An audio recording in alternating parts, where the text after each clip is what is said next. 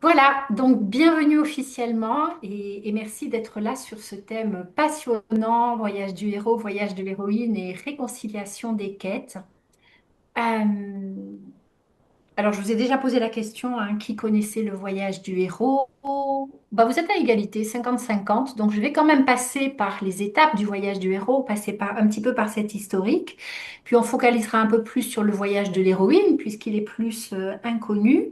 Pour en venir à ce temps de la réconciliation, pourquoi aujourd'hui? Qu'est-ce qui se passe aujourd'hui et qui fait que ça émerge comme ça?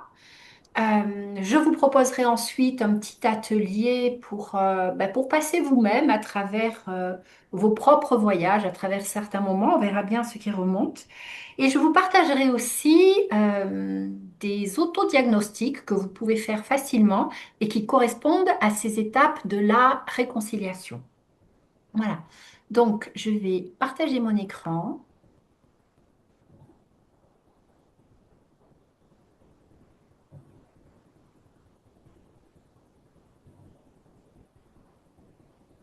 Est-ce que vous voyez mon écran? Vous le voyez?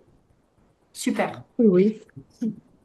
Donc, c'était à partir de ces récits, effectivement, de ces mythes, hein, du héros et de l'héroïne, où en êtes-vous? Comment ça résonne pour vous? C'est l'idée, effectivement, que nos vies se lisent à travers des histoires et que tout ce qui a trait à la symbolique, à la métaphore, ont beaucoup plus d'impact sur nous, tout simplement parce que ça parle à nos cerveaux droits, à notre inconscient et à l'inconscient collectif dont nous faisons tous partie. Et à travers ces symboliques, nous prenons beaucoup plus facilement conscience de ce qui se passe pour nous, de ce qui nous arrive, que si simplement on le lisait ou si une personne nous le disait.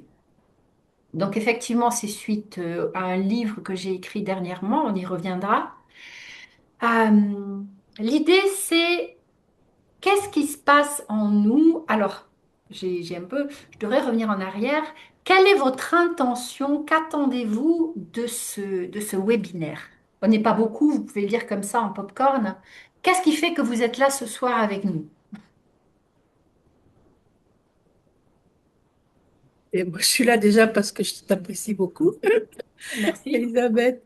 Et puis, bah, une piqûre de rappel, hein, enfin, pour moi, c'est l'équilibre, hein, c'est l'alignement entre Ça fait toujours du bien. l'homme l'homme et la femme, c'est l'alignement, hein. La femme est dans l'homme et l'homme est dans la femme. Pour résumer tout Merci ça. Nadine. Merci. Quincy? Moi, j'aime beaucoup le voyage du héros, donc je suis très curieuse de voyage de l'héroïne, parce que du coup, celui-là, Oui, je ne l'ai pas lu. Et puis, justement, de ce que tu en as fait de cette quête. Donc, oui, merci. ça a piqué ma curiosité. Et puis, je t'avais découverte en approche narrative. Donc, quoi d'autre? Oui, hein, il me semblait bien, hein. Mm. J'osais pas, mais bon, Ah oui, merci en ouais, tout ouais. cas. Et j'étais Merci. en visio, tu te souviens? C'est ça, je me Vous étiez disais, en mais rien que ton présentiel. prénom, mais voilà, merci de le dire. Eva, Je suis curieuse de savoir et de voir par où tu nous amènes ce soir. ok, super, Et quel merci beaucoup. voyage. Et merci beaucoup. Voilà, je vais faire mon voyage à moi. Oui, Oui. merci. Camille, bienvenue. Je ne sais pas si tu peux parler ou mettre ta caméra. Ok, merci. Pas de souci. Ben voilà, on a le chat. Donc, Annick, je ne sais pas si ça t'est facile de découverte. Ok, super. Ben, merci à vous. Ben, j'ai quand même quelques petites questions pour vous, juste comme ça. Est-ce que parfois dans vos vies, vous ressentez des tensions internes? Je suis obligée de faire ça, je ne sais pas ce que vous faites au juste, hein.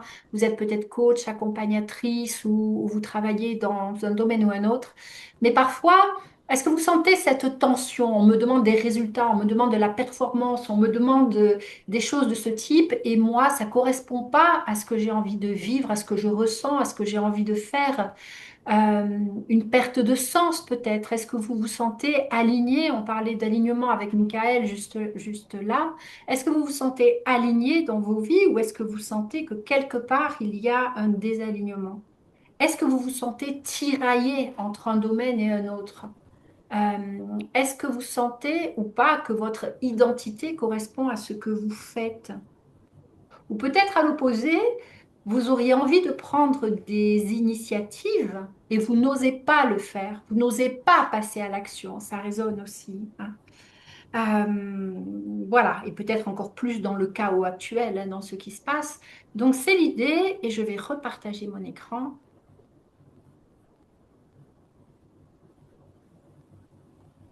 parce que parfois je suis le PowerPoint, mais parfois je le précède, alors voilà. On, on ressent parfois des tensions internes, un manque de clarté, des relations qui ne sont pas satisfaisantes, un manque de cohérence. On peut avoir besoin d'agir et pour autant, dans l'action, on perd certains liens qui sont importants pour nous. Une volonté d'avancer, mais avancer comment? J'ai aussi besoin de ressentir. Enfin, tout un ensemble de questions que l'on peut se poser. Et c'est l'idée aussi, on en parlera un peu plus tard, comment créer à l'extérieur un monde aligné, porteur de sens, si déjà nous n'avons pas créé ça en nous. Ça, on y reviendra. Alors, bien évidemment, je fais là un raccourci, mais le héros et l'héroïne se réfèrent au masculin et au féminin en chacun de nous. Donc, on parlait tout à l'heure de Joseph Campbell, de Maureen Murdoch. À l'époque, donc au lendemain de la Seconde Guerre mondiale, Joseph Campbell a modélisé des héros. Pour faire court, au lendemain d'une guerre, il s'agit de reconstruire, il s'agit de passer à l'action. On n'est pas forcément là pour se poser des questions métaphysiques, pour prendre soin de nos âmes, etc., etc. En tout cas, les qualités dont on a besoin, c'est ben, la conquête, la compétitivité, la confiance en soi, l'analyse, la logique, etc. Euh, et c'est un modèle patriarcal qui perdure depuis globalement 3000 ans. Donc même si on est au lendemain d'une guerre mondiale, on se situe déjà dans un modèle patriarcal. En gros, à peu près 3000 ans en arrière, ce modèle commence à émerger au moment où les populations commencent à devenir sédentaires et où des rôles sont pris. Donc Campbell, à ce moment-là, a modélisé pardon, des héros, pas même des hommes. Maureen Murdoch, elle, qui est élève de Campbell à un moment donné, s'interroge, elle est psychothérapeute et se dit, mais c'est bizarre, ce dont il parle ne correspond pas à l'histoire des femmes que j'ai dans mon cabinet. Donc elle l'interviewe. Et dans un premier temps, il lui dit, et j'honore vraiment son travail, la femme n'a pas à voyager, elle est l'endroit auquel tout être a envie d'arriver. Donc j'ai eu la chance d'interviewer Maureen Murdoch il y a 2 ans. Et elle me dit que si elle pouvait, elle reviendrait en ce moment-là pour approfondir son questionnement et que selon elle, Campbell se situait d'un point de vue psychologique. Voilà. Quoi qu'il en soit, donc Maureen Murdoch, elle modélise des femmes, vraiment des femmes, avec toutes ces qualités euh, attribuées au féminin, d'empathie, d'écoute, de collaboration, douceur, intuition, créativité, etc. Moi, le voyage du héros, ça fait au moins 20 ans que cette histoire me passionne. Et quand j'ai découvert le voyage de l'héroïne, ça a été aussi un cataclysme dans la vie. Je dis, waouh, mais comment est-ce que je peux m'identifier autant à l'un et autant à l'autre? Et en fait, c'est ça l'histoire. C'est que homme ou femme, et j'ai accompagné des hommes et des femmes, nous avons tous ces deux polarités en nous. C'est pas nouveau, le yin et le yang, le yin et le yang, pardon. Shakti, etc.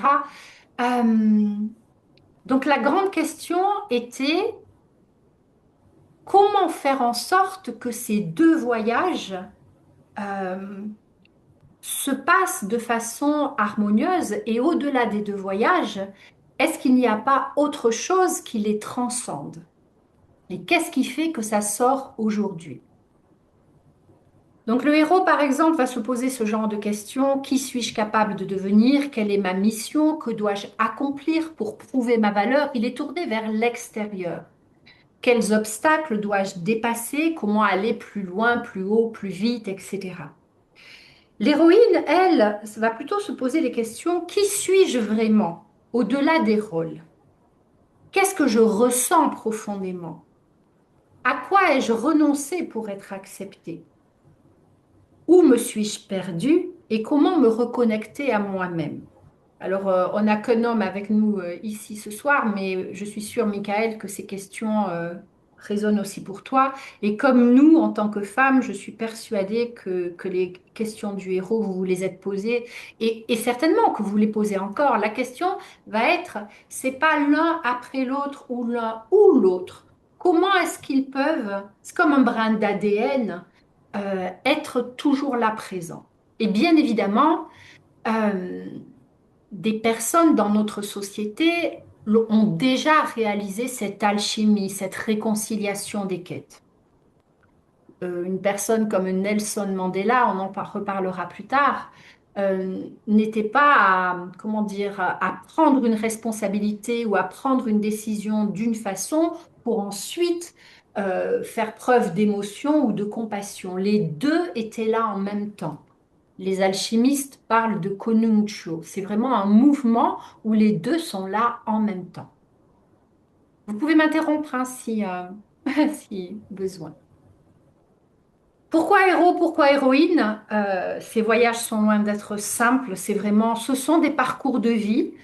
On n'a pas de témoignages concrets de comment les personnes se comportaient avant la société patriarcale. Il y a eu des sociétés matriarcales, il y a eu des mythes, il y a eu des Amazones, il y a eu beaucoup d'exemples.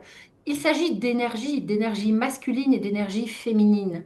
Quelle que soit l'époque dans laquelle on se positionne, je suis persuadée que les deux sont là. La question, c'est euh, comment collaborent-elles l'une avec l'autre? Et comme toujours, s'il y a un bénéfice, une vie pleine de sens et de complétude, il y a un coût. On pose souvent dans ces séminaires, à quoi êtes-vous prêt à renoncer? Si vous voulez atteindre quelque chose, à quoi êtes-vous prêt à renoncer? C'est peut-être le confort d'une vie, c'est peut-être certaines croyances qui fonctionnaient jusqu'à présent, c'est peut-être certains rôles. Voilà, il y a forcément un équilibre, un autre équilibre à trouver. Alors ça, c'est la spirale évolutive des quêtes. J'y reviendrai tout à l'heure. Je vais vite balayer le voyage du héros. Vous êtes deux là à ne pas le connaître, donc c'est quand même important. Le voyage du héros, en gros, il y a 8 étapes. Ça, c'est un petit peu la synthèse de Dills et Gilligan, mais ça reprend aussi les étapes de Campbell. Dans un premier temps, la première étape, c'est entendre l'appel. Il y a quelque chose qui vient à vous, une pulsion, il y a quelque chose que vous devez faire et qui ne vous lâche plus.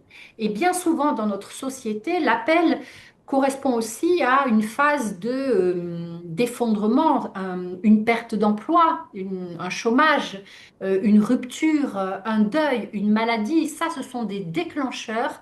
Il y a quelque chose qui ne va pas, il y a quelque chose qu'il faut réajuster. Je ne parle même pas d'un burn-out. Il y a quelque chose qui va se manifester juste après, quand la personne retrouve son équilibre. C'est quoi le sens de tout ça? Qu'est-ce que j'ai envie de faire? Qui suis-je?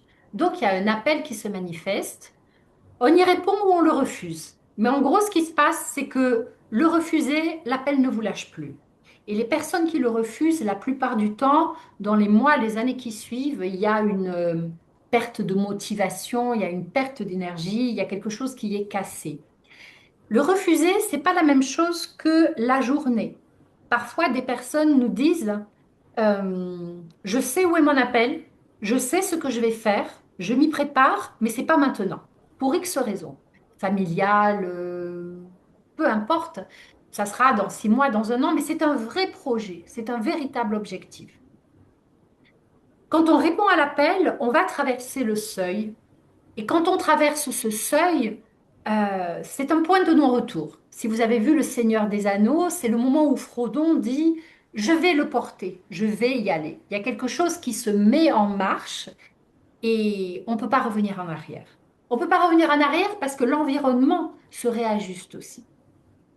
À partir de là, comme par magie, on dit souvent, lorsque l'élève est prêt, le maître apparaît. Des gardiens, des mentors, des sponsors apparaissent autour de vous.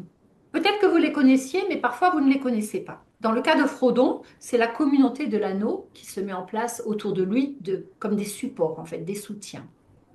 Et c'est là où il va falloir affronter la difficulté, le démon. La difficulté peut être extérieure ou intérieure. On parle plutôt d'ombre quand c'est à l'intérieur de soi, quelles sont mes croyances limitantes, quelles sont mes peurs, etc. Et de dragon quand c'est à l'extérieur. Pour autant, vous voyez, ça fait comme un U aussi, hein, si vous connaissez la théorie U. On commence à remonter à ce moment-là, quand on a affronté la difficulté et qu'on se rend compte, ben ouais, on est encore vivant et il y a quelque chose d'autre qui se met en place, on développe de nouvelles ressources. Et la plupart du temps, des ressources qu'on n'avait jamais activées jusqu'alors. On réalise la tâche pour laquelle on a été appelé. Frodon va jeter l'anneau, je ne sais plus comment ça s'appelle. Et puis, une fois que la tâche est réalisée, on retourne chez soi au village. Le retour est important, pas pour les autres, mais pour être validé à l'intérieur de soi dans sa nouvelle identité. On dit que l'identité est en expansion. En tout cas, voilà. Ça, ce sont les voyages du héros, c'est les étapes, pardon, du voyage du héros. Mais ce qui se passe, c'est que si ce héros, dont voyage tourné vers l'extérieur, a répondu à son appel sans passer par l'introspection intérieure. Est-ce que c'est vraiment moi? Ou est-ce que je réponds à un appel qui correspond à mon ego, un égocentrisme, une projection de la société, etc., etc. Ben, ça risque de mal se passer à un moment ou à un autre. Alors déjà, est-ce que vous avez des questions par rapport à ça? On peut prendre ce temps-là. OK? On pourra y revenir si vous voulez avec l'autre. Donc en tout cas, voilà, ça c'est c'est le voyage de la part masculine en nous, homme ou femme. Et, pardon, voilà. Voilà les étapes du voyage de l'héroïne. Donc il y en a 10, identifiées, modélisées par Maureen Murdoch. Première étape, se séparer de la féminité. On ne parle pas là des apparats extérieurs, c'est pas du tout ça, c'est ben, intuition, créativité, etc. Je sais pas vous, mais moi quand j'étais étudiante, c'était le bac C, les maths, la physique, l'excellence, cerveau gauche, toutes ces choses-là. Et j'ai donné de cette façon-là pendant des années. Mais ma créativité, mon intuition, toutes ces choses-là, je ne voulais même pas y croire. Je les ai vraiment mises de côté. Donc, c'est cette dimension-là, se séparer de la féminité. Deuxième étape, on s'identifie à la masculinité et on se constitue des alliés. Comme notre héros tout à l'heure, c'est je me tourne vers l'extérieur et je veux atteindre des objectifs, me dépasser, être le meilleur, la meilleure, etc., etc. De la même façon que notre héros, si on se met en marche de cette façon-là, on va rencontrer des ogres et des dragons, dont les obstacles intérieurs-extérieurs. Découvrir les bienfaits de la réussite, bien souvent, à cette étape-là, en 35-40 ans, eh bien, c'est carrière réussie, on check la case, famille, enfant, maison, enfin, voilà, tout ce genre d'apparat. Pour autant, bien souvent, homme ou femme, à ce stade-là, ben, on peut rencontrer ce qu'on appelle la nuit noire de l'âme. C'est-à-dire, c'est quoi le sens de tout ça? Moi, au milieu, je suis qui? Et comment se fait-il que je ne m'y reconnaisse pas? Qu'est-ce qui se passe? C'est là où on va dire il y a un éveil à l'aridité spirituelle et à la mort. Là, c'est vraiment, bah, si ça vous est arrivé, ça doit résonner. C'est une phase où on se recroqueville, on rentre dans une caverne avec vraiment comme un besoin de comprendre et de penser ses blessures.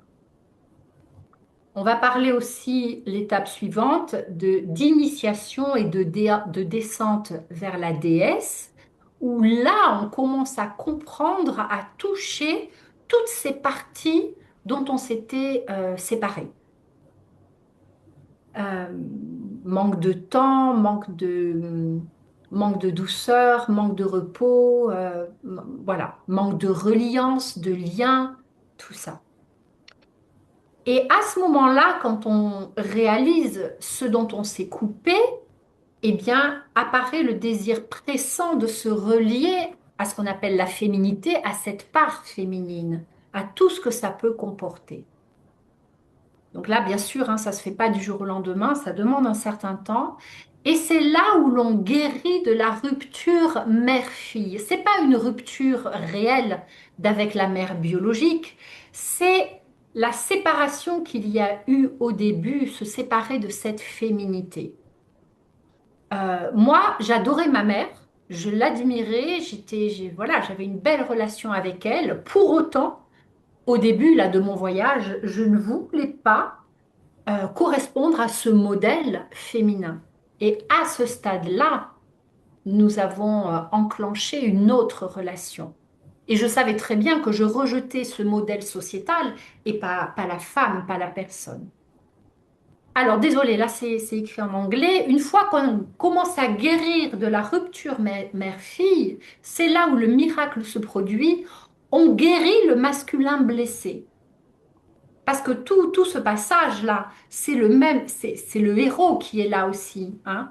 Si ce n'est que ce héros, ça, c'est le moment où il est en introspection. C'est par la part féminine qu'il est en introspection. Les deux sont superposés. Donc en remontant, on commence à guérir le masculin blessé et on intègre la masculinité et la féminité. Et c'est là où la réconciliation des quêtes va prendre sa place. Alors, avant de passer à la réconciliation des quêtes, j'aimerais savoir, déjà, est-ce que vous avez des questions sur ce modèle et est-ce que ça résonne en vous? Bienvenue, Karine. Merci beaucoup. J'avais noté 20h30, désolée. Pas de souci. Avez-vous le sentiment, en tant qu'homme ou femme, d'être passé par ces étapes? Se séparer de la féminité, s'identifier à la masculinité. Donc ces étapes-là, c'est plus, bien sûr que archétypalement, c'est au niveau des femmes, mais ça veut bien dire, même pour un homme, je me sépare de mon intuition, de ma créativité, d'une part de douceur, etc., etc. Oui, ça résonne beaucoup, Hmm. beaucoup, beaucoup.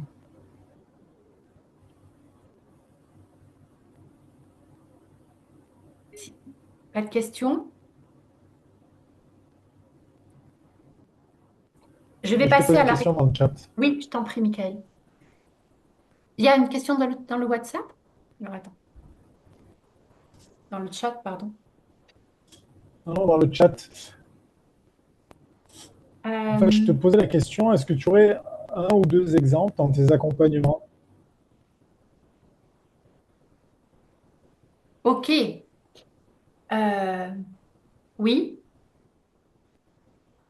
Un ancien dirigeant d'une grosse boîte d'énergie euh, qui y va pendant des années, euh, qui témoigne sur la fin, enfin quand il en sort, hein, d'avoir beaucoup pris sur lui dans un sens où il n'était pas aligné avec la stratégie, où il y avait beaucoup ben, d'actions qui ne lui convenaient pas, où il ne s'alignait pas au niveau de ses valeurs. Et en fait, il savait très bien que ça ne correspondait pas avec qui il était. Il y est quand même allé pour finir en burn-out à un moment où ce n'était plus possible par rapport à ces confrontations de valeurs essentiellement et un manque de sens euh, pour sa vie en général. Une autre, une directrice commerciale dans une grosse compagnie d'assurance qui, ben, de la même façon, qui développe beaucoup d'actions, de proactions pour décrocher des marchés, pour avoir de la clientèle, etc., etc., etc. qui transfère ses caractéristiques assez proactives, directives, prise de responsabilité, etc., dans toutes les dimensions de sa vie, et qui, d'après ce qu'elle témoigne, sacrifie sa féminité, ce besoin d'introspection, de méditation, de douceur, de poser une action parce que ça a du sens, etc., etc. Ça répond un peu à la question, Michael? Euh, Oui, Moi, merci. personnellement, j'étais contrôleur de gestion dans une grosse boîte de bâtiment pendant 15 ans. Je me régalais, je ne vais pas dire le contraire, hein, c'était des codir tous les mois, c'était des challenges, c'était être la meilleure, c'était tout ce genre de choses. Sauf qu'à un moment donné, à 35 ans, une personne avec qui j'avais vraiment eu une belle rencontre amicale, une femme, j'arrive en audit et elle voit arriver le flic. Je suis désolée du terme, mais et là, en moi, ça a été une fracture. Je me dit, mais non, quoi. C'est plus possible, c'est pas possible. Et j'irai. Alors, ça, c'était le manque de lien, je souffrais hein, d'un manque de relation et d'être vue de cette façon-là. Après le reste, la créativité, tout ce qui touche au développement personnel, toutes ces choses-là, ouais, ça s'est quand même déclenché après un passage, s'éveiller à l'aridité spirituelle, la mort et la descente vers la déesse. Voilà, qui suis-je et comment, qu'est-ce que je fais maintenant, quoi, bien sûr. En tout cas, tout ça, ça nous amène donc à la réconciliation. Voilà le modèle de la réconciliation. Ça, c'est une modélisation aussi. Alors oui, c'est mon parcours de vie, mais c'est surtout, je dirais, ben, des hommes, des femmes que j'ai accompagnés. Et c'est l'idée, je vous en avais parlé au début, comment on tisse héros, héroïnes, masculin, féminin, pour que ces modèles, dans l'absolu, dans le meilleur des mondes, n'aient plus lieu d'être. Parce que s'ils n'ont plus lieu d'être, ça veut dire qu'on ne s'est pas perdu soi-même. Ça veut dire qu'on arrive à être relié à l'intérieur sans être écartelé, sans perte de sens, etc. Ça ne veut pas dire que c'est facile. Je parlais de Nelson Mandela, euh, 25 ans ou 27 ans en prison, ça n'a certainement pas été facile. Pour autant, c'est vraiment une affirmation avec de l'émotion. La première ministre danoise, je crois, ou suédoise, excusez-moi, j'oublie toujours son nom, qui a démissionné dernièrement parce qu'elle a dit, je ne suis plus capable de donner au peuple, en gros à la population, ce dont elle a besoin, c'était ça aussi. Il y avait à la fois de l'autorité et à la fois de la douceur. Enfin bon, voilà. Donc, l'idée de la réconciliation des quêtes, c'est, première étape, le miroir intérieur. J'ai appelé ça comme ça veut dire quoi? Il s'agit de me voir, d'être au clair avec qui je suis et comment je me suis construite. Identifier son parcours de vie et ses croyances sur le féminin et le masculin. Quels ont été les modèles qui m'ont inspiré dans mon enfance, dans mon adolescence, jeune adulte, en fonction de mon âge? Euh, voilà, comment je me suis construite. On ne peut pas transcender quelque chose en le rejetant ou en ne le regardant pas. Pour commencer à réconcilier ces parties en nous, il s'agit vraiment de les accueillir. Et merci parce que ben, ça a fait de moi qui je suis aujourd'hui. Et à partir de là, vous savez en gros que vous avez fait la paix avec votre passé parce que vous le regardez avec bienveillance et plus avec colère, tristesse, rage, etc., etc. Donc en gros, voilà, les premières étapes, j'identifie, est-ce que je me suis construite plutôt en lien avec mon masculin, mon héros, ou plutôt en lien avec mon féminin, mon héroïne. Deuxième étape, à la rencontre du feu sacré. Ça veut dire quoi? On va aller voir tout ce qui a marché et ce qui n'a pas marché. On va aller explorer les succès, les illusions du succès et les ombres de ces illusions. Je pensais avoir la plus grande carrière en tant que, je ne sais pas moi, la carrière que vous voulez. Je me rends compte que ça m'a beaucoup coûté et qu'en plus, j'ai pas atteint mes objectifs, par exemple. Ou alors j'ai atteint mes objectifs, mais j'ai beaucoup sacrifié. Combien on en rencontre, même des étudiants qui partent étudier aux quatre coins du monde, et quand ils reviennent, il n'y a plus personne. Et à 35-40 ans, on rencontre souvent des profils seuls, par exemple. Donc, on va aller voir ce qui a marché, on le garde, et c'est vous votre indicateur. Ce succès, je le garde, qu'il soit du héros ou de l'héroïne, il me convient et je le garde. Et les illusions, je les regarde, et ça, je vais les transcender. Je vais voir de quoi elles auraient eu besoin comme ressources. Ça, bah, je suis PNListe, vous êtes sans doute PNListe, ou voilà. Donc, enfin, moi, j'accompagne avec ce type de protocole. Troisième étape, et là encore, on est en bas du U, je l'ai appelé l'appel du cœur profond. Là, il s'agit, ben, j'accueille ma vulnérabilité. J'ai fait un état des lieux, comment je me suis construite, où sont mes illusions, où sont mes forces, je garde tout ça. Et ce sont mes forces qui vont m'aider à accueillir ma vulnérabilité. On va vraiment capitaliser sur tout ce que nous sommes. Et on va redécouvrir son intuition. Alors bon, voilà, il y a des accompagnements, des exercices, etc. Et quand on commence à remonter, là, on va trouver un nouvel équilibre entre action et réceptivité, entre héros et héroïne. Et bien sûr, c'est une pratique quotidienne de ces interrogations où je suis là, comment j'agis, est-ce que je suis encore dans mes anciens schémas? Là, on est en train de tout déconstruire. Enfin, oui, on met à plat la façon dont nous nous sommes construits et on déconstruit tout ce qui ne nous convient pas pour reconstruire autrement. Et puis, ben voilà, donc plus on pratique, plus ça va devenir un automatisme. C'est comme quand vous avez passé le permis de conduire, si vous conduisez, au début, vous avez dû faire attention à tout un tas de trucs, et maintenant, vous conduisez certainement sans même y penser.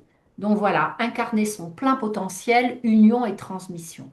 Mais ça, bien évidemment, ça nécessite de la pratique, ça nécessite, bien sûr qu'on va retomber dans nos anciens travers, on en a conscience.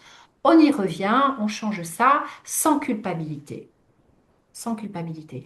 Et en fait, à chacune de ces étapes, on tricote en gros entre une et trois étapes du héros et de l'héroïne. Par exemple, je réponds à mon appel, ok, je mets introspection, est-ce que c'est vraiment mon appel? Est-ce que ça correspond à qui je suis? Est-ce que je le fais en fonction de moi ou en fonction d'un modèle extérieur? Est-ce que je suis sous influence? C'est quoi ces indicateurs en moi? Etc., etc. Et ça, au fil du temps, eh bien, ça devient une nouvelle façon d'être. Euh, il y a pour un nouveau monde, hein, si, bah, alors j'avais pris des exemples, dans le livre, ils y sont, il y a des exemples de notre monde. Et puis, par exemple, si vous avez vu Harry Potter, Hermione Granger est un symbole de réconciliation des quêtes.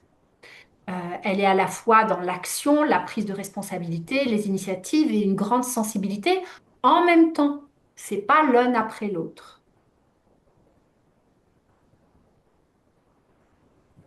Est-ce que vous avez des questions par rapport à celui-là de modèle? Comment ça résonne pour vous? Bonsoir Elisabeth. Alors déjà, je suis absolument désolée Bonsoir. parce que là, je suis arrivée en retard. Je pensais que ça commençait à 30. Donc, c'est peut-être des choses que tu as abordées au Pas de début. souci. Euh, Juste rapidement, j'ai fait 2 séances de Reiki il y a un mois et demi. Et en fait, on est allé travailler justement là-dessus. Et j'ai pris conscience que j'étais pleinement dans mon masculin parce que c'était un moyen de survie pour moi depuis toute petite. Et la question que j'ai envie de te poser, parce que maintenant j'essaie d'observer, de comprendre d'abord ce qu'est le féminin, l'énergie féminine, parce que je la connais pas, Oui.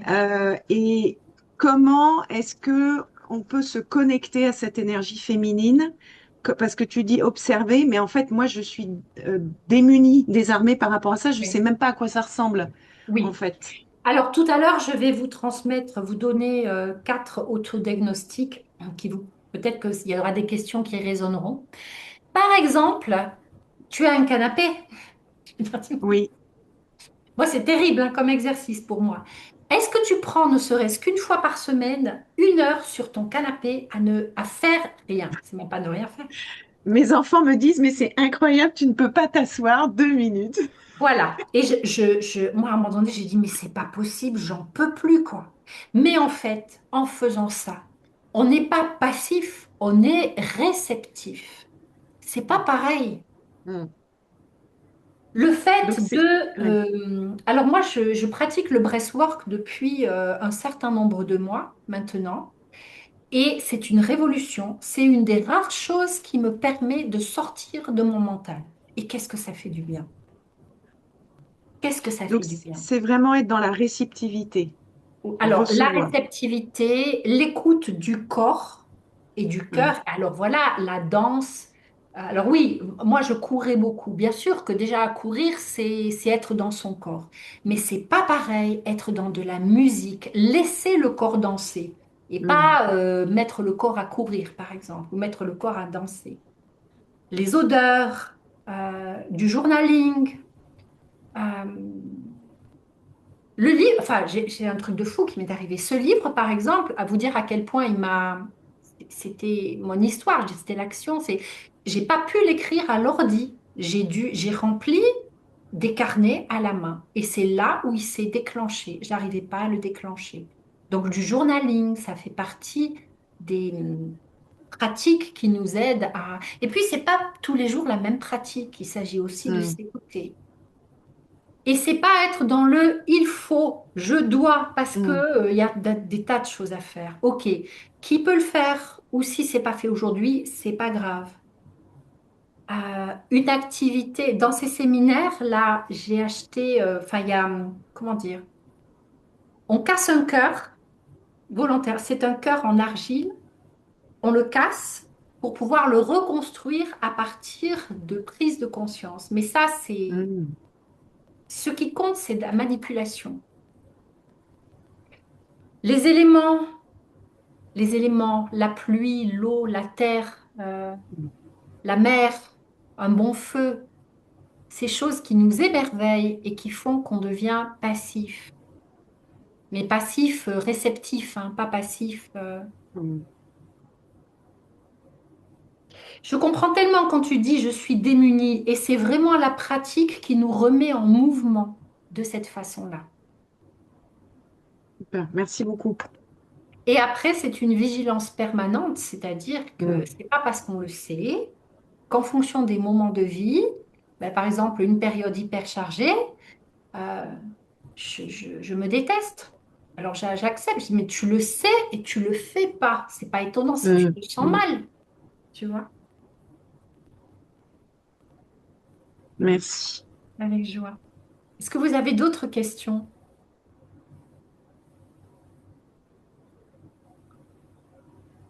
Alors, moi, j'ai envie de vous proposer quand même un petit exercice, de revenir justement sur ce miroir intérieur. Tout à l'heure, vous aurez vos autodiagnostics, vous pourrez les faire seuls, et la conclusion sera assez évidente. Est-ce que je suis sur une... Alors, je vais d'abord finir ça avant de vous parler des autodiagnostics et revenir à repartager mon écran.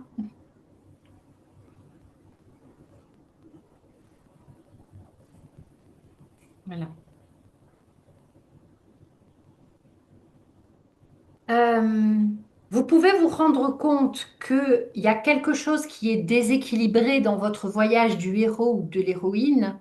Justement, si vous êtes dans ce tiraillement, j'ai une perte de sens, j'ai plus envie de faire ça, je me sens épuisée, voilà, est-ce que c'est moi, est-ce que c'est mon rôle, est-ce que j'avais envie de ça?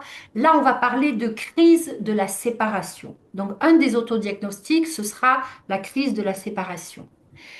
euh, les prémices de la réconciliation, bien souvent, les personnes ne savent pas qu'elles sont dans un voyage du héros ou de l'héroïne. Ce ne sont que des modèles. Ce qui compte, c'est l'étape dans laquelle on est, ce qui se passe pour nous. Et les prémices de la réconciliation, ça peut être, j'ai un manque de confiance en moi, je vais chercher un coach, fais-moi travailler sur ma confiance en moi. Ou j'en ai assez, je passe jamais à l'action, aidez-moi à passer à l'action. Donc, allez travailler avec un coach ou allez travailler avec un thérapeute en fonction des besoins, travailler en tout cas sur un besoin, une problématique, on enclenche déjà un travail sur soi. Et là, on est dans les prémices de la réconciliation. Et puis un jour, au fil d'un, je sais pas, d'une séance de travail ou d'une lecture de livre ou voilà, ce genre de webinaire ou séminaire, on connaît héros, héroïne, on sait ce qu'est la réconciliation, on s'engage de façon plus consciente là-dedans. Donc ensuite, voilà, où est-ce que j'en suis dans ma réconciliation? Est-ce que je suis dans l'équilibre ou pas? Et on va terminer par l'union des polarités. Donc voilà, tout ça, vous les aurez après. Moi, j'ai envie de vous proposer un petit exercice qui corresponde à votre miroir intérieur. Est-ce que vous pouvez vous lever autour de vous? Est-ce que vous avez au moins, vous pouvez le faire assis?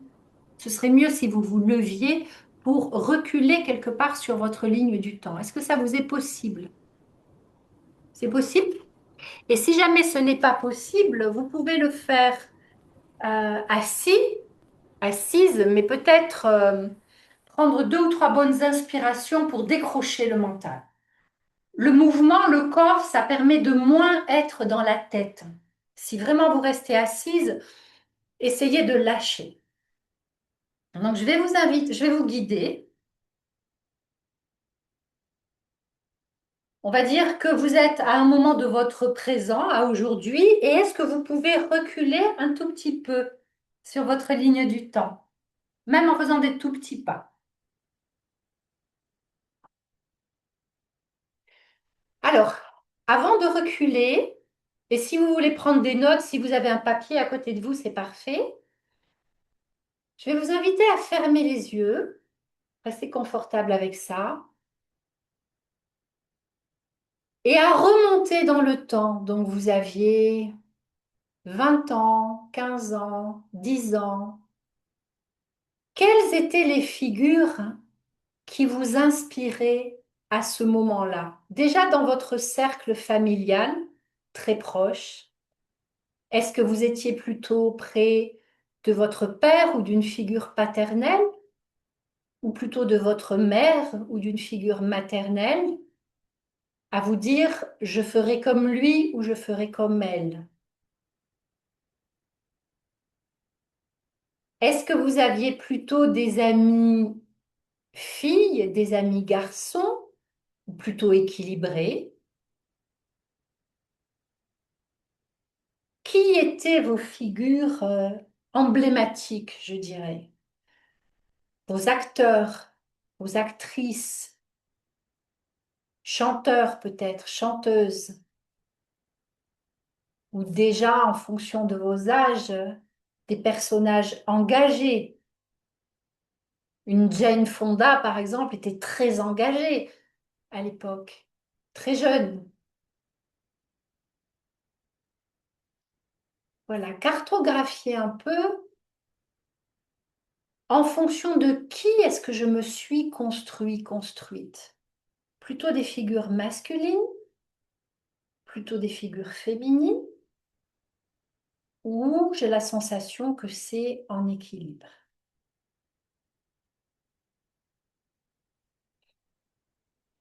Voilà, prenez 1 ou 2 minutes.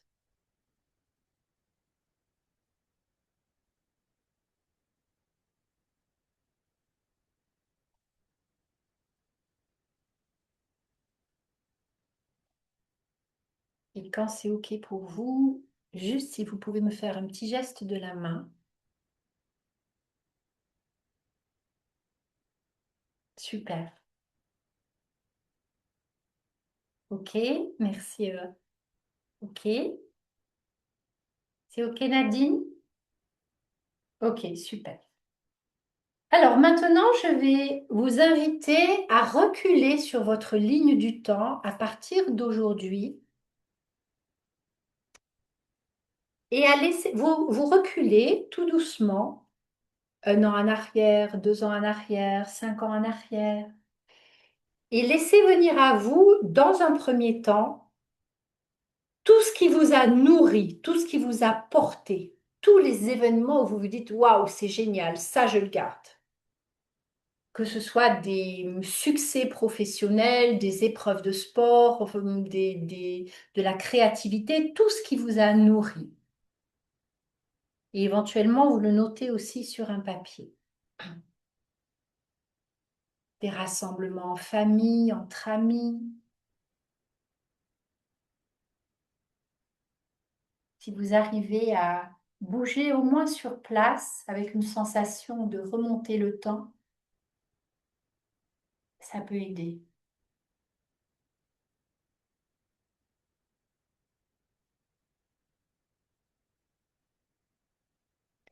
Des formations que vous avez suivies, des challenges,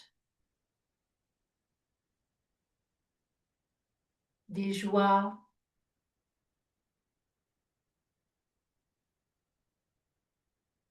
Il y a 5 ans, il y a 10 ans, 15 ans, vos enfants si vous en avez.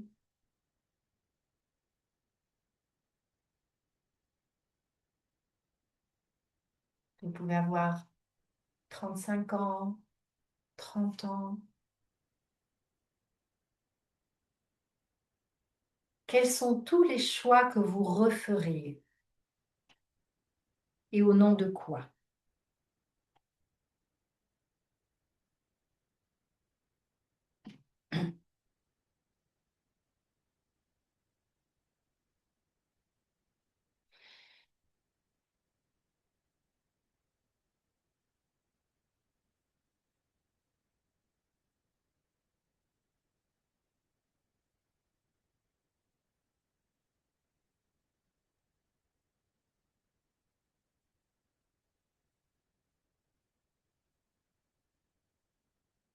Et si vous arrivez à noter l'émotion qui vous anime en même temps, c'est top aussi.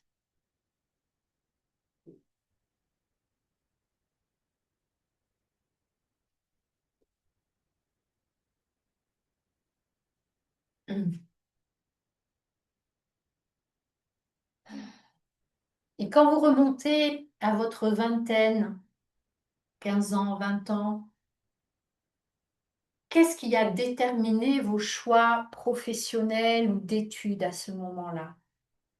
Et comment les avez-vous vécus, ces réussites-là?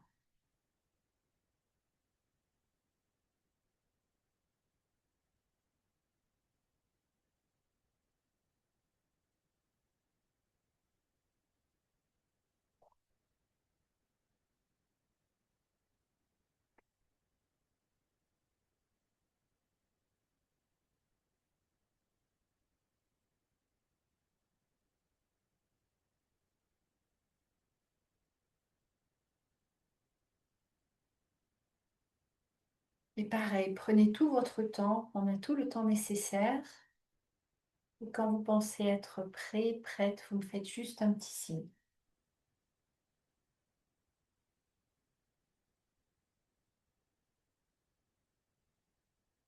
Ok.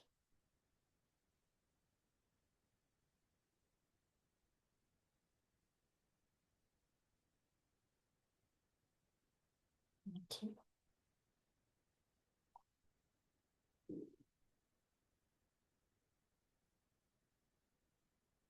Eva, Karine, Annick, ok, merci. Ça va? Super, merci. Alors, prenez 2 ou 3 bonnes inspirations. On revient au présent. On laisse tout tomber. Alors, je vais vous inviter à faire un voyage peut-être un petit peu plus remuant, délicat et pour autant bienvenue à lui. Quelles ont été vos illusions? Si vous remontez maintenant, vous allez revisiter toute cette période.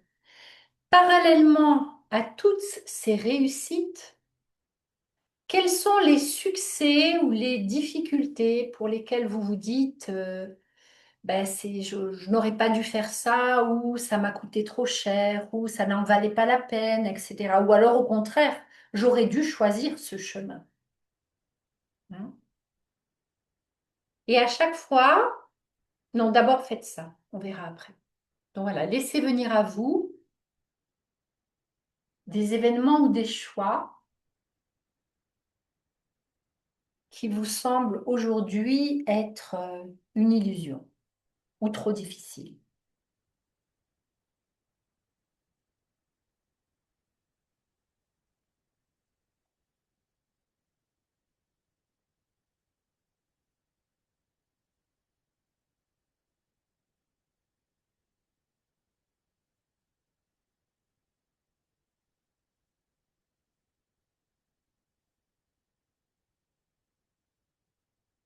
Toujours pareil, cette année, il y a 1 an, il y a 3 ans, il y a 5 ans, laissez venir à vous. Si vous arrivez à bouger un petit peu, votre inconscient vous aidera d'autant plus.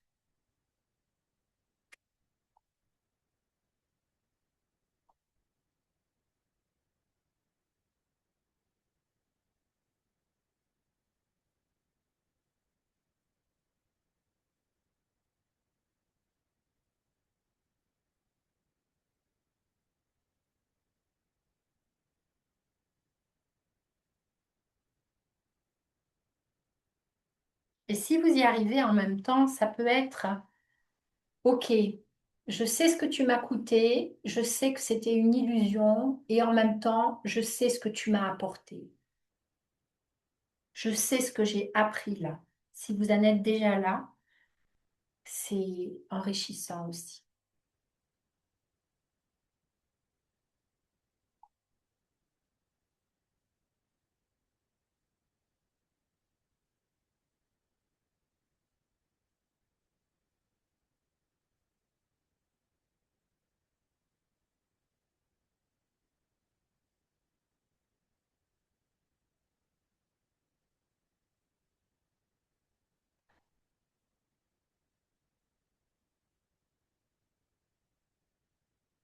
À 40 ans, à 35 ans, à 30 ans, où étiez-vous? Dans quel environnement? Avec quel objectif?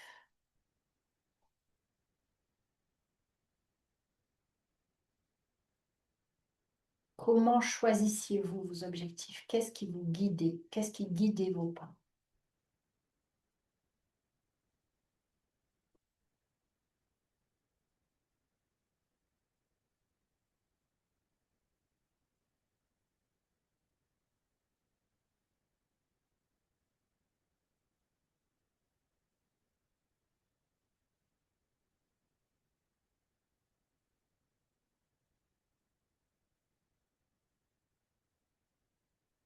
À 10 ans, si vous vous en souvenez, est-ce qu'il y a des choses, des tendances qui ressortent déjà?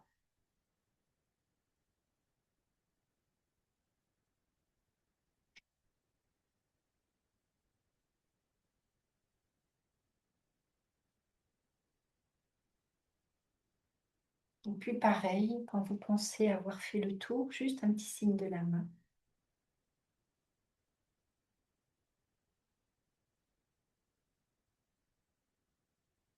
OK?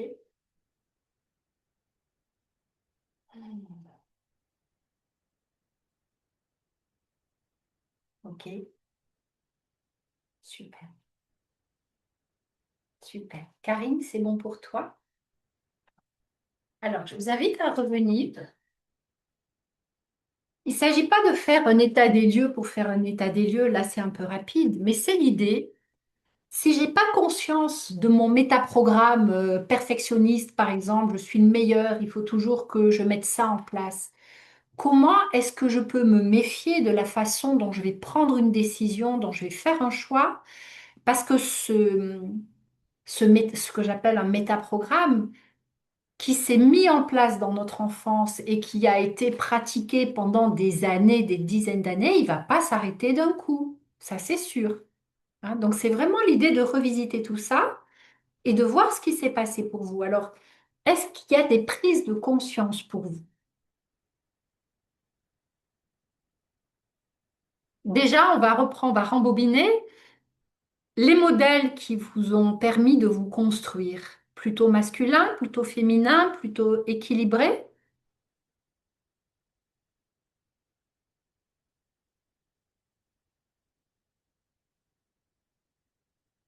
Allez-y, hein. On n'est pas beaucoup, on peut se permettre, ok, équilibré, super, ok,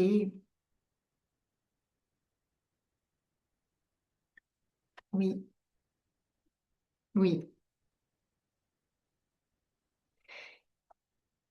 Je dirais que dans notre société, telle qu'elle est construite aujourd'hui, enfin depuis des millénaires hein, maintenant, c'est pas étonnant que ce soit plutôt masculin, parce que c'est le message, ce sont des messages qui sont véhiculés de façon incessante par la société. Merci Eva. C'est variable suivant les périodes de ma vie. Ok. L'idée en tout cas, c'est, moi je pensais que c'était masculin par rapport à mon père, par exemple. Et en fait, je me suis rendu compte que si je m'en suis sortie pendant des années et assez équilibrée, c'est parce que lui-même avait un féminin très développé. Et que quand j'avais besoin de comprendre ou de parler ou qu'il soit là, c'était avec son féminin qu'il était là. Là où d'autres moments, c'était le masculin. Mais en fait, avec une personne face à vous, ou un encadrement qui est assez équilibré, même si vous vous identifiez à un modèle ou à un autre, inconsciemment, vous êtes construit sur les deux. Donc, le purement masculin va partir en burn-out s'il n'a pas de féminin à un moment donné. Comme le féminin, enfin le féminin qui est très déséquilibré, qui n'a pas de masculin, ça va être plutôt... ça peut aller jusqu'à un féminin manipulatoire qui n'ose pas parler, qui est dans l'inaction, etc., etc. Donc les deux extrêmes existent hein, de toute façon. Et du coup, quand vous avez remonté comme ça votre ligne du temps, est-ce qu'il y a eu des prises de conscience? Certainement en lien avec votre construction, j'imagine, mais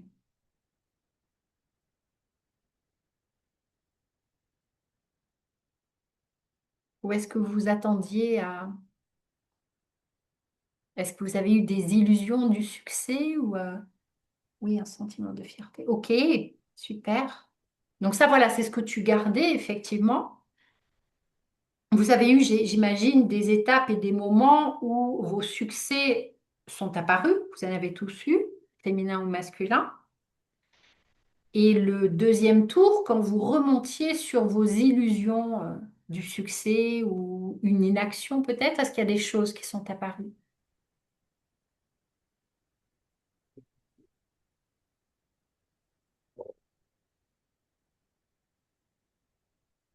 Ça peut être tout simplement, j'ai tout donné pendant 15 ans ou 20 ans pour cette carrière, cette boîte, ce poste, etc. Et je me rends compte aujourd'hui que j'ai sacrifié une autre partie de ma vie, ça on l'entend souvent, sans forcément qu'il y ait de rancœur. Ça peut être, j'ai fait ça pendant X années et aujourd'hui je choisis autre chose, je me choisis autrement. Ça on l'entend souvent en accompagnement. Il n'y a pas de de prise de conscience autre que ça. Ouais, si, je veux bien prendre la parole. Oui, Alors, je ne l'ai pas forcément faite aujourd'hui, mais je l'ai faite quand même assez récemment. C'est que, donc moi, c'était côté masculin de ma mère. Donc ok. vraiment, dans une Hmm. famille de garçons, elle n'avait que des frères, enfin, très, Oui. très masculin. Et en fait, j'avais donc une illusion, ce que je comprends, c'est une croyance, en fait, que les femmes n'avaient pas leur place dans Hmm. le monde d'aujourd'hui et que, de toute façon, pour exister, il fallait se battre. Oui. Et donc, je me suis épuisée à ça. Oui. Hmm. Donc, j'en suis reconnaissante parce que ça m'a permis de faire des choses, mais ça m'a demandé une énergie que je n'ai plus aujourd'hui et Hmm. qui, du coup, m'a fait prendre conscience que là, il y avait un truc, j'avais plus l'énergie de compenser en fait. Donc, c'est voilà, ce qui m'a permis d'avancer. Mais merci du partage, Axel. Et c'est certainement l'énergie tournée vers l'extérieur, à un moment donné, nous vide en tant Mm. qu'être. S'il n'y a pas une énergie, qui nourrit de l'intérieur et qui correspond à ça. Donc merci de partager ça. Et ça, tu disais tout à l'heure, je suis démunie ou c'est quoi l'indicateur? L'indicateur, c'est la joie. Mm. Ce moment, en fait, où en soi, l'énergie monte, je suis sûre que, ou seul face à la nature, ou en échange avec certaines personnes, il y a comme un ping-pong, une énergie qui monte. Ça vous est arrivé, ça? Mm. Ça, c'est un indicateur d'alignement. Et c'est qu'il y a quelque chose qui se passe à l'extérieur qui correspond à notre être profond à l'intérieur. Ça, c'est peut-être l'indicateur magistral, hein. Et ça, en portant notre attention sur ça, en nous, ce mouvement énergétique, on développe cette perception de plus en plus au fil du temps. Et ça peut être un indicateur, je ne sais pas quelle décision prendre, mais je sens une énergie qui pouf, même si je pense en avoir envie, ou alors, ah ouais, là j'y vais. Et parfois, parce que ce serait mieux pour X raisons, on va quand même là où ça chute en termes d'énergie. Donc ça, oui, ce sont des outils qu'on peut utiliser en fait. D'autres partages par rapport à vos prises de conscience? Oui, Quentin. Euh, En fait, moi, c'est sur le temps. Je pense que j'ai perdu du temps à ne pas oser demander de l'aide. Mm, Et depuis toute petite jusqu'à toute la première partie de ma vie, même professionnelle, mm, par peur du jugement, honte, c'est ça. culpabilité, tout ça. Et par contre, quand j'ai commencé à demander de l'aide lorsque j'ai fait ma formation de PNL. Eh ouais, super. Voilà. Enfin, est-ce que c'est parce que tu voulais être la meilleure, responsable, indépendante, ce genre de choses, ne pas demander de l'aide? Ou c'était plus vraiment honte ou... C'était plus peur de me faire envoyer bouler. Ouais, Et puis paraître bête, pas à la hauteur, tout ça. ouais. Donc, tous des indicateurs aussi attribués au masculin, quelque part, hein. Être à Mm. la hauteur, être performant, voilà, toutes ces Mm. choses-là. Ok. J'ai fait 33 ans dans la finance quand même. Ah ouais, plus que moi. En salle de marché, hein, 25 ans trader, donc un monde Waouh. d'homme. Ouais, voilà. Donc, ouais, c'est vraiment prendre conscience et porter votre regard différemment maintenant, demain, dehors, dans la rue ou en faisant vos courses, ou enfin peu importe. Comment les messages nous sont véhiculés qui nous poussent à la performance, à l'excellence, à des choix qui, la plupart du temps, ne nous correspondent pas, à l'intérieur, quoi, individuellement, personnellement, etc. Alors, je vais vous mettre dans le chat. euh, on n'aura pas le temps de les faire ici, mais du coup, vous les aurez. C'est quatre, pardon. Autodiagnostic. Je vais vous dire deux mots sur les phases, mais on les a déjà évoquées.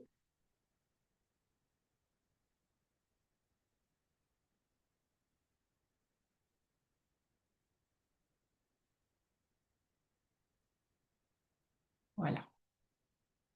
Donc, il y a la crise de la séparation, la réconciliation, l'équilibre et l'union créative.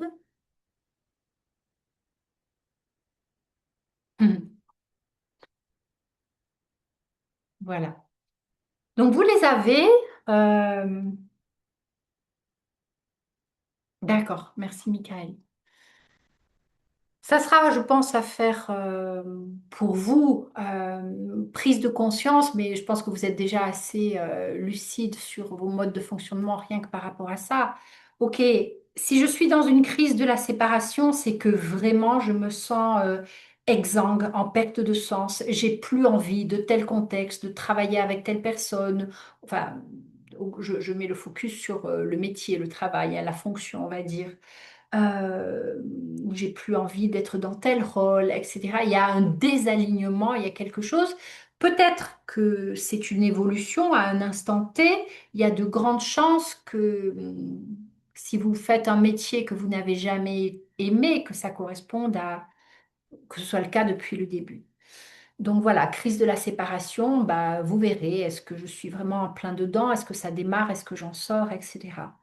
La réconciliation, ben, où est-ce que j'en suis sur ce chemin de réconciliation? Est-ce que ça débute? Euh, ou est-ce que C'est un travail permanent, hein, à mon sens, parce qu'on est dans un monde qui nous bouscule, où il y a systématiquement des choix à faire, des actions à poser. Donc l'équilibre, nous avons à le tenir tout le temps. Oui, Michael, je n'avais pas vu, désolée.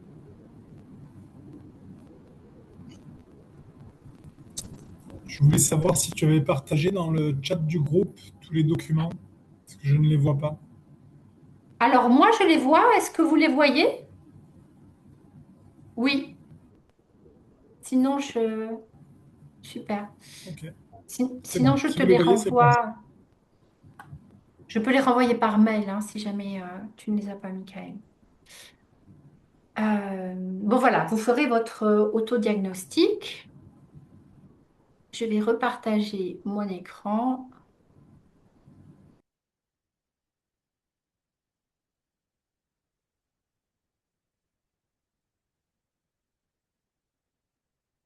Oui, 4 documents, effectivement. Oui, oui.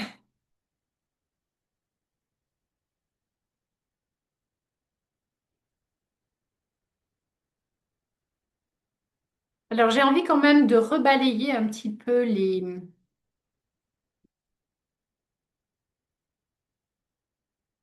Pourquoi est-ce que ça arrive maintenant? On parle de réconciliation en soi. Comment imaginer créer un monde où il n'y ait pas tout ce chaos, toute cette dimension liée à l'écologie, à la durabilité, à toutes ces choses-là? Comment créer à l'extérieur quelque chose que l'on n'aurait même pas créé à l'intérieur? Voilà. Tout ça, c'est parti enfin, ça fait des années hein, que je suis aussi dans l'intelligence collective, le développement personnel, toutes ces choses-là. Mais à un moment donné, c'est toujours un mouvement qui part de l'intérieur vers l'extérieur. Donc, bien sûr, on s'occupe de soi, mais c'est logique. Si je me sens mal, si je me sens tiraillée, si je me sens écartelée, comment espérer manifester autre chose à l'extérieur? Voilà. Donc, que ce soit par le modèle du héros ou de l'héroïne, héros-héroïne, la Konuncho chez les alchimistes, le yin et le yang, il y a beaucoup de mouvements, on va dire, à travers les époques et à travers le monde, mais qui ont parlé de la même chose. Et enfin, aujourd'hui, ça s'accentue, ça s'accélère, je dirais. Donc voilà, le héros, il y a un appel, j'y vais pas. Si à ce moment-là, le héros part vraiment en introspection pour se demander, donc le héros, c'est le masculin, hein, femme ou dans nous, femme ou homme. Si le héros part en introspection pour se demander si ça a du sens pour lui, si ça correspond à qui il est, voilà, toutes les questions de cet ordre, ok, là je vais y aller. Ça sera pas pareil que je ne me projette que dans l'action extérieure parce qu'il y a des injonctions sociétales ou parce que j'ai une mission dans une organisation ou parce que je sais pas pourquoi. Parce que je prends, alors on a tous besoin de gagner notre vie, etc., etc., mais il y a aussi une lucidité, vous devez les voir aussi dans les organisations. Je fais ça, ça ne me correspond pas, je cherche autre chose, on le trouve aussi, heureusement. En tout cas, voilà, s'il y a ce temps d'introspection, il y aura moins de dégâts à la fin parce qu'il n'y aura pas de perte de sens. Et dans ce cas, eh bien, on revient avec ce masculin guéri après être passé à travers toutes ces étapes de quête de soi, en fait, hein. Et quand, donc voilà, je vous avais dit, le modèle, on y revient à la fin. En gros, à un moment donné, c'est comme une spirale évolutive des faits, des quêtes qui m'est apparue. Il était tout à fait logique que la moitié du XXe siècle dans une société patriarcale, au lendemain d'une d'une guerre mondiale, dans un besoin de reconstruction, on s'identifie à des qualités masculines, voyage du héros.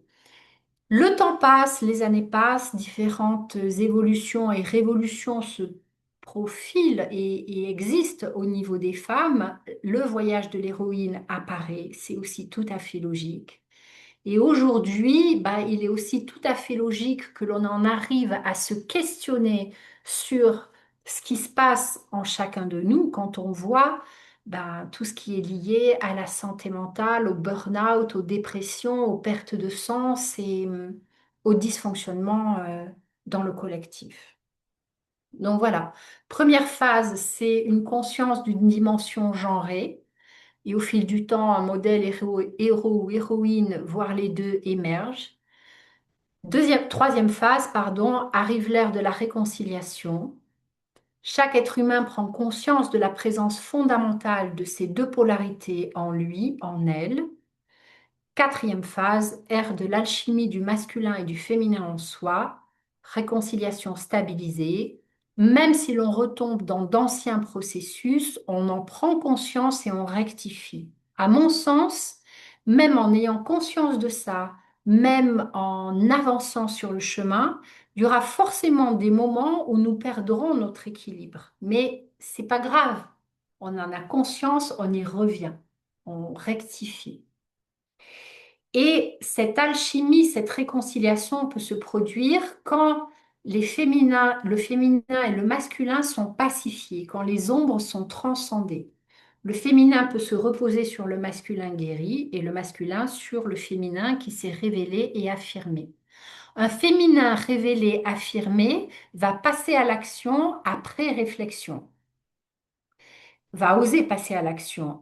L'ombre du féminin, si je caricature, c'est qu'il ne va pas oser passer à l'action, il ne va pas oser parler, ça peut aller jusqu'à la manipulation dans les non-dits, etc., etc.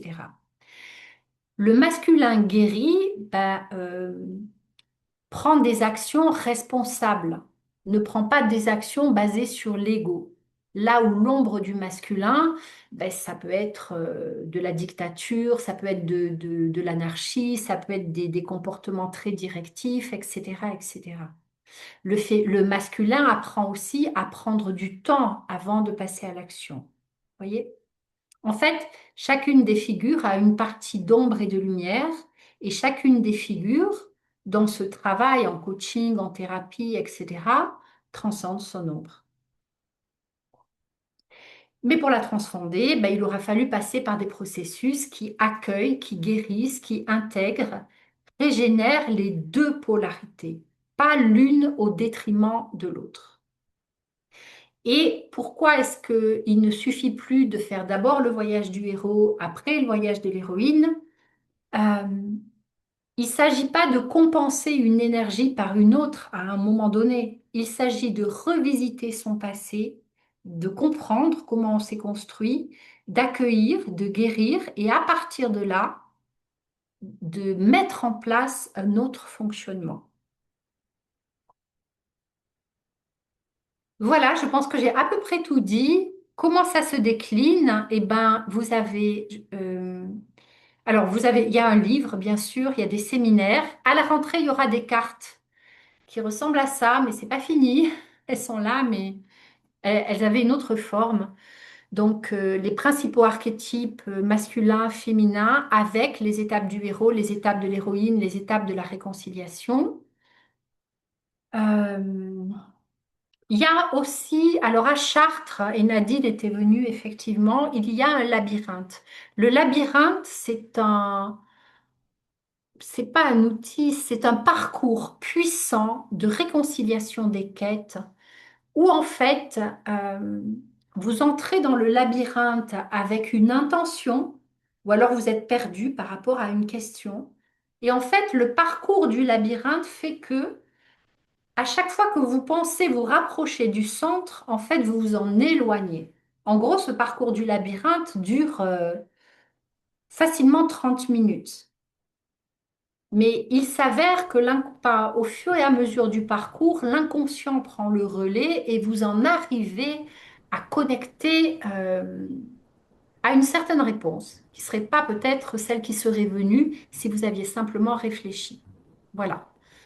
Donc dans le labyrinthe, là, on entre pour le héros, on entre pour l'héroïne et on rentre pour la réconciliation. Et dans la réconciliation, les deux se manifestent en même temps, quelque part. Voilà. Donc il y a des séminaires. Je pense que Michael et Alexandre vous passeront tous ces renseignements si vous en avez envie. Euh, oui, la prochaine date au labyrinthe, c'est le 23 octobre. C'est que les vendredis. Tous les vendredis, le labyrinthe est dégagé, mais voilà. Et il y a un diagnostic, il y a des coachings, il y a tout ça.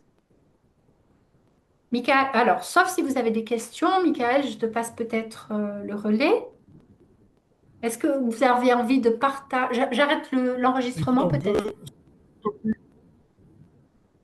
Alors, j'arrête l'enregistrement.